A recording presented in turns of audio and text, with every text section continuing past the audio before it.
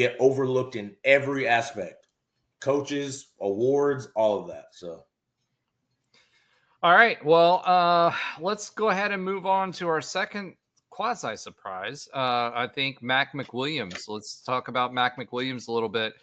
We mentioned him earlier. He went in the fifth round to the Eagles.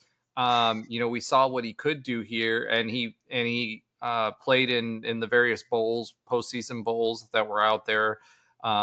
Senior bowls, etc. And he impressed a lot of scouts. Those are great opportunities for people that are bubble kind of guys to kind of separate themselves. And he's the first defensive back since 2021. So, what do you guys think about the Eagles picking up Mac McWilliams? Yeah, I mean, he was a guy that kind of flew under the radar, I think, with UCF fans. Obviously, one of those G5 transfers that from UAB, we weren't sure about.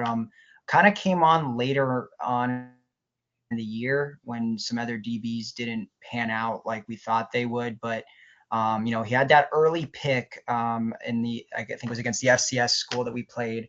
Then kind of fell off for a little bit, but then came on strong again as the year started to close out. And he was talked about. I mean, he got invited to the combine, had a good combine. I don't think it was someone initially when the year started we expected to be an NFL prospect, but he did. He proved it on the field. So yeah, I think it was a surprise, especially when you compare it to a guy that we all know really well in BJ Adams, who didn't get drafted, a guy that is a 4-year starter for UCF pretty much from the second he stepped onto the field. And then definitely, there were some stats about him when balls were thrown his way. I don't, something like he gave up only like 3 completions or something crazy like that. So, when you started to hear BJ Adams go name a lot, and Mac McWilliams, I think, kind of fell under the radar, but ultimately taken with the 5th round by the Eagles, lands on the Super Bowl champions. So that I think that's a really good landing spot for him, and I think he has a really good chance to make the team and maybe I don't know what his role will be. I think the NFL.com graded him out as a likely backup.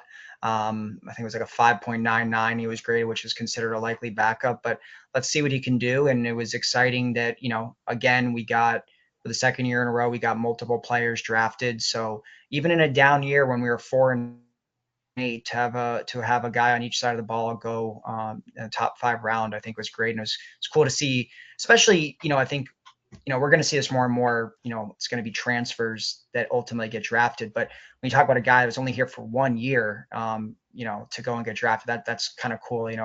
Kind of shows out that the transfer portal can work, even if it is a 1-year deal, a hired mercenary, whatever you want to call them. yeah, Comes here for 1 year and still gets drafted.